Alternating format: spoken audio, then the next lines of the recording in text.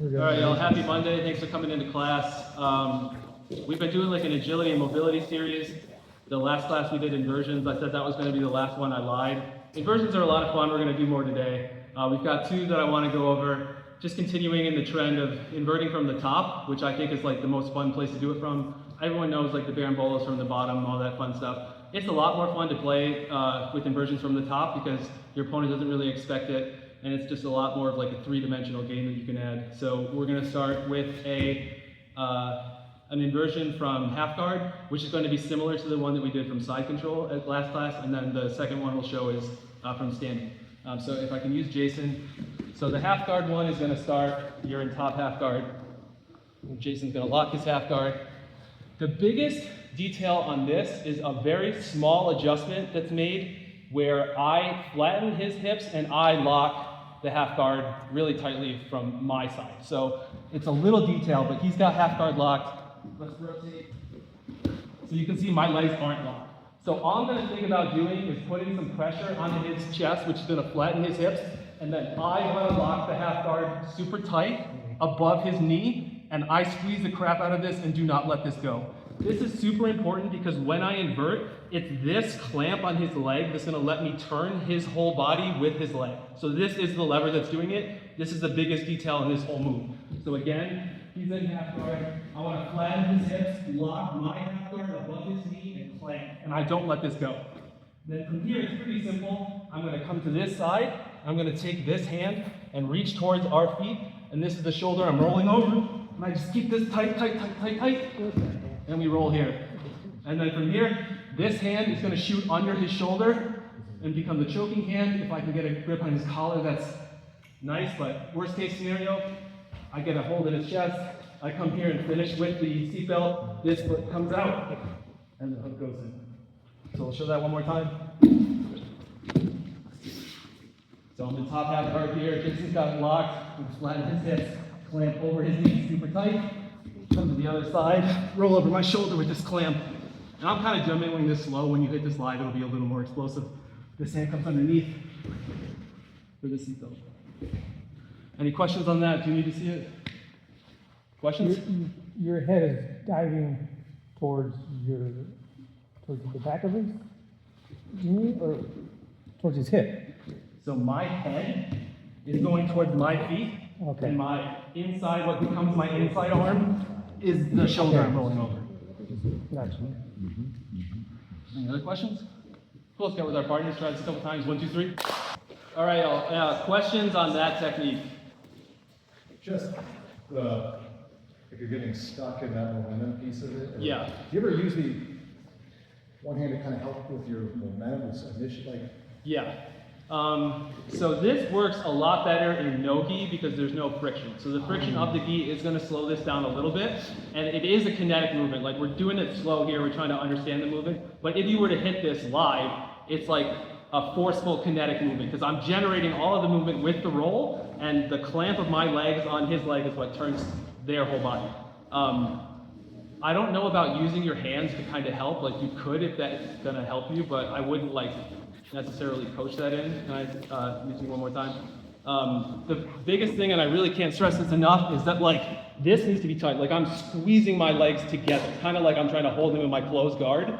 And when I roll, I'm kicking, like this is a hamstring curl, and that's gonna flip him over. If I do it too much, he's gonna land and kind of turtle. So if we get here, I can let go of this figure four and hip escape a little bit with a hand on his belt. This arm's underneath. So the biggest thing is just generating that roll. And the other thing is it's not a somersault. So like I have this figure four and I'm here in the top half. I'm not doing this because that's gonna just flip him into turtle. It's more of like a little bit of a sideways roll where I'm here and I'm really just doing this. And when I get to here, I stomp down and that is what finishes the roll. Any other questions on that piece? Cool. So the second one we're gonna show is from the feet. Derek actually showed this once. Tom Wortman, for those of you who know Tom, hit this in competition, so we're now calling this the Tom Wortman Berimbolo. It starts from top, and if your opponent is playing kind of De La Riva guard, but it can really be anywhere, because the main thing, as we went over with inversions, is the first thing is I have to have one of their legs between my legs, and I can make that happen by just stepping here.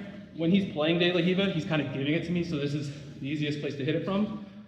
So we're here. I have to think about trapping this leg between my legs, so I'm going to push his knee and trap here. And then with this grip, I extend the leg, and I'm rolling over this shoulder right here with the belt. Let me land right here. From here, I keep this, pull him towards me, and I climb his body onto his back. I'll show that one more time.